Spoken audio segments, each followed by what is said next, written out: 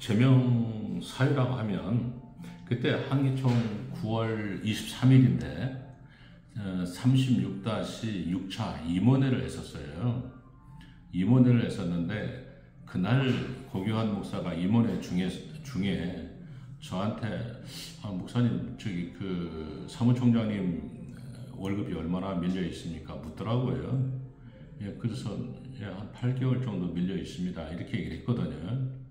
그랬더니 바로 하시는 말씀이 면직입니다. 그러더라고요. 그래서 그게 제명사유예요. 어떤 해명이라든가 뭐 소명이라든가 뭐 이래서 그랬니 저래서 그랬니 이런 여타의 어떤 이유도 없고 그 돈 못 받았다는 거 그러면 8개월 동안 왜 못 받았는지 그 못 받았으면은 그 안타까운 마음에 위로를 해야 저는 정상이라고 생각을 하는데 그 면적이라고 하니까 너무 황당하더라고요. 그래서 이제 그게 참 사유가 됐습니다. 한기총에서 사무총장이나 다른 보직자들을 면직하려면 어떤 절차를 거쳐야 됩니까? 고교환 목사한테 면직권은 있어요. 면직권은 있기 때문에 면직할 수는 있어요. 그러나 면직할 수는 있지만 절차를 밟아야 되거든요. 한기총의 정관의 절차가 있습니까? 직원들 임용 여부와 관련된 절차가 있습니까? 그런 절차는 없어요. 다만 이제 일반 법에 의한 절차가 있는데 그거는 사유를 적어서 대략 한 30일 정도 시간 여유를 주고 이때까지 당신에게 이러이러한 문제가 있으니 이때까지 면직합니다. 이런 이제 통보를 해줘야 되거든요.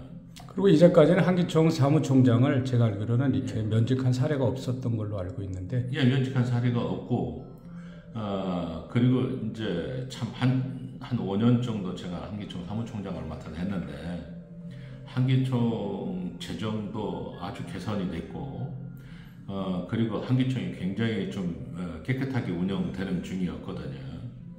이제 그 이후로 저한테 이제 많은 그 고교환 목사가 기자회견을 그 이틀 후에 또 했어요. 25일 날, 9월 25일 날. 그러니까 23일 날 면직하고 25일 날 기자회견을 해서 이러한 문제가 있다 하면서 이제 4가지 개혁 방안을 얘기를 했거든요. 예, 했는데 어쨌건 이건 나중 얘기고 그리고 면직할 때 얘기는 아까 말씀드린 대로 이제 그런 상황으로 면직이 된 거예요. 그러니까 너무 황당해서 참 어떻게 말을 해야 될지 모르겠더라고요. 그래서 이제 제가 이제 그 회장님한테 물었어요. 도대체 왜 이렇게 저를 면직을 했느냐고 사전에 알려주시기라도 하고 잘못한 게 있으면 해명할 수 있는 기회도 주고 또 그리고 회장과 사무총장이 서로 실과 바늘과 같은 사이인데 얼마든지 얘기해서 해소할 수 있는 부분들이 많았을 텐데 어떻게 단 한마디도 없이 상의도 없이 해명도 없이 어떤 소명도 없이 이럴 수가 있느냐고 도대체 이유가 뭐냐고 물었어요. 그랬더니 이제 끝나고 나서 임원이 끝나고 나서 대표장 방에서 이제 그런 말씀을 하시더라고요.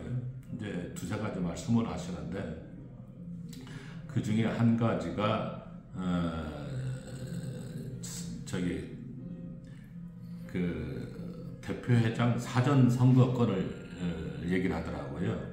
이게 무슨 얘기냐면은 9월 1일부터 9월 3일까지 일본의 그 총무협의회 워크숍이 있었어요. 근데 워크숍이 있었는데 그때 총무회장이 저한테 묻더라고요. 사무총장님, 왜요? 그랬더니 아니 그러니까 내년도 9월 달에 하와이로 워크숍을 가자고 대표장님이 얘기합니다. 어떡하죠? 이렇게 묻더라고요. 그래서, 묻더라가 아니라 얘기를 하더라고요. 그래서, 우리 회장님이 그런 얘기를 받아서도 이게 잘못하면 많은 말들을 탈 수 있으니 말 조심하라고. 내년 9월이면 대표장의 임기가 내년 1월까지인데 임기 후를 얘기하는 것 아니냐고. 그러면 자칫 잘못하면은 이게 사전 선거로 비춰질 수 있으니 말을 조심하는 게 좋겠다 이런 의도로 얘기를 했거든요. 근데 이게 와전된 것 같아요. 예, 첫 번째 그게 이제 와전된 것 같고 또 이제 두 번째 이게 참 한기총 얘기를 참 다 얘기하기가 좀 민망하긴 하지만은 대표장께서 이제 1년 하시다 보니까 1년 또 하시려고 하는 생각이 좀 있으셨던 것 같아요. 그런데 이제 저를 대표장의 사람으로 보지 않고 직전 대표장 사람으로 보셨던 것 같아요. 그래서 이제 고경환 대표장의 그 교회 장로인 그 명예회장 박장로님이 있거든요. 그분이 이제 다른 사람한테 묻기를 사무총장이 아무개 목사님 사람이 아니냐 이렇게 묻기에 제가 이제 답변을 이렇게 얘기했어요. 사무총장이 직전 대표장을 모시는 거는 언제든 내가 모시는 한도에서는 성의껏 모셔야 되지 않느냐. 그리고 직전에 모셨으니까 직전에 최선을 다해서 모셨고 지금은 현 대표장을 모시고 있으니 현 대표장이 퇴임하실 때까지 명예롭게 퇴임하실 수 있도록 모시는 게 정상이 아니겠느냐. 그렇기 때문에 난 이 사람 저 사람 편이 아니고 굳이 편을 얘기한다고 하면 현재 모시고 있는 분의 편이 아니겠느냐. 이런 얘기를 한 적이 있었거든요. 네, 지금 말씀하는 것들은 다 이제 그게 면직 사유가 될 수 없는 것들이고, 예, 보다 구체적으로 이제 사례와 관련돼서 뭐 횡령이 있었다, 뭐 이런 거 있는데 뭐 사례와 관련해서 횡령이 있었는지 뭐 그런 것 좀 얘기 좀 해주세요.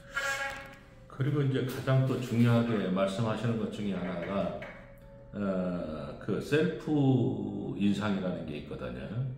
그 이제 제가 월급을 셀프로 올렸다는 거예요. 근데 그건 또 맞지가 않거든요.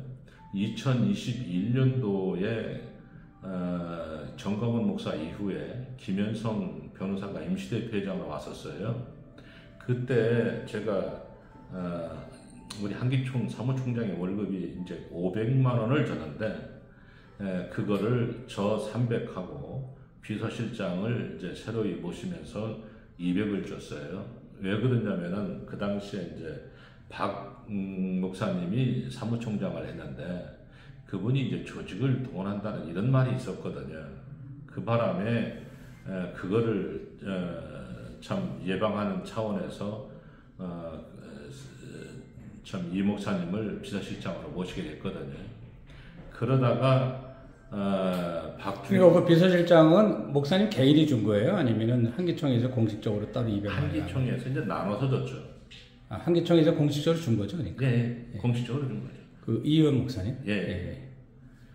그러고 나서 이제 이제 비상체제로 운영이 됐잖아요. 그러다가 이제 정 목사님께서 2023년도에 대표장으로 오시면서 이게 정상 운영이 됐거든요. 그러니까 이제 월급도 이제 정상으로 돌아가게 되고 운영도 당시에 이영훈 목사님 때인가 그때서부터 사무총장이 거의 전결 처리하는 그런 방향으로 해서 한기총이 운영이 쭉 돼 왔었거든요. 그래서 이제 그런 관례에 의해서 사무총장이 한기총 운영을 하다 보니까 또 그리고 사무행정의 책임을 또 사무총장이 맡고 있고 그러다 보니까 이제 아까 말씀드렸던 그 월급 문제 그 다음에 어떤 문제가 있었느냐면은 2023년도에 그동안 월급을 못 올려줘서 7%의 월급을 모든 전 직원들한테 인상을 해주게 되었어요. 그 다음에 이제 2024년도에 이제 한기총에서 상여금이라든가 기타 이런 걸 못 주게 되다 보니까 또 직원들이 요청도 하고 해서 그래서 미안한 마음을 담아서 이제 8%의 기본급을 올려서 이렇게 해준 적이 있었거든요. 전 직원들한테. 그러고 이제 마지막에 하나가 뭐가 있냐면은 2024년도에 8% 올려주고 나서 2025년 1월이라고 그러더라고요. 근데 그 1월 달에 제가 모든 직원들이 다 그 보험이 되는데 왜 상근 직원인 사무총장은 그 의료보험이 안 되냐 그랬더니 이거를 본봉 올리지 말고 사무총장 의료보험이 될 수 있도록 국가에서 당연히 그 하라고 하는 건데 할 수 있도록 그거를 좀 했으면 좋겠다 해가지고 이제 지시를 한 적이 있었거든요. 그 지시를 했는데 그때 우리 총무국장 얘기는 1월 달에 제가 지시를 해서 그게 3월 달부터 적용이 됐다고 그러더라고요. 그런데 제가 월급을 못 받은 거는 2월 달부터 8개월간 못 받았거든요. 그러면 그 보험금 차이가 대략 한 60여만 원인가? 하여튼 얼마인가 차이가 60여만 원, 한 6, 70만 원 차이 났던 것 같아요. 그렇지만은 그건 3월 달부터 저는 2월 달부터 월급을 받지를 못했고 그러기 때문에 셀프 인상이라고 볼 수 없다고 저는 판단을 하고 있거든요. 이제 그런 문제입니다. 또 하나 이거 참 다 얘기하게 돼서 좀 그렇긴 한데 대표회장이 그 등록비를 자기가 등록비를 냈는데 그 등록비 낸 것을 왜 새 임기가 돼서 하나도 없느냐 또 이 얘기를 하신 거예요. 그래서 이제 제가 또 말씀드리기를 고경환 목사님께서 등록한 게 아마 2025년 1월 6일쯤 될 거예요. 그런데 1월 7일쯤에 선관위원회가 움직이기 시작했거든요. 그럼 선관위원회 또 선관위 실무위원회 모든 행사를 대표장 체인지 할 때까지 이제 그 행사비가 대략 한 2, 3천 들더라고요. 그리고 그동안에 임대료가 밀린 게 있어서 대략 한 5천 정도가 나갔고요. 그 다음에 이제 직원 월급이 한 2달여 해서 4,500 정도가 나갔고요. 그 다음에 이제 한 2달 정도 한기총 여러 기타 운영비 등 이런 게 한 2천 정도가 나갔을 거예요. 그러다 보니까 대략 1월 6일 날 등록한 게 1월 한 10일 전후에서 아마 그 비가 시작했는데 남지 않았나 이런 얘기거든요. 근데 이때는 직전 대표회장님 임기 때거든요. 고경환 목사님은 2월부터고요. 그리고 이분은 이제 1월 달 내에 이제 조금 밀려 있었던 이제 그런 금액들이 그때 지급이 된 거고요. 그러니까 이제 한기총 보통 선거에 나오는 분들이 이제 1억 5천인가 이렇게 내게 되려면 한기총 비용으로 쓰는 거잖아요, 보통요. 그 과거에 밀렸던 빚이라든가 직원들 밀린 봉급이라든가 그건 공식적으로 이렇게 줘왔던 것들이니까 그것만 갖고 이렇게 어떤 다른 배임이니 횡령이 이런 걸 할 수는 없잖아요. 그렇죠. 그럼 내 돈이 왜 없어졌느냐? 그거는 한기총 내부에서 직원들이 알아서 하는 돈이죠. 그렇죠? 그거 얘기하시는 거죠. 그거 외엔 딴 건 없죠. 또 하나 있죠. 또 하나, 판공비를 제가 한 달에 몇백씩 썼다 이거예요. 그거를 월급 외에 판공비를 추가적으로 써서 엄청난 돈을 가져갔다 이런 얘기거든요. 근데 한기총이 참 부끄럽지만은 돈이 없을 때가 항상 돈이 좀 부족했어요. 그러다 보니까 한기총이 또 법카도 없거든요. 그러다 보니까 이제 대부분의 돈이 없을 때는 제 카드를 썼거든요.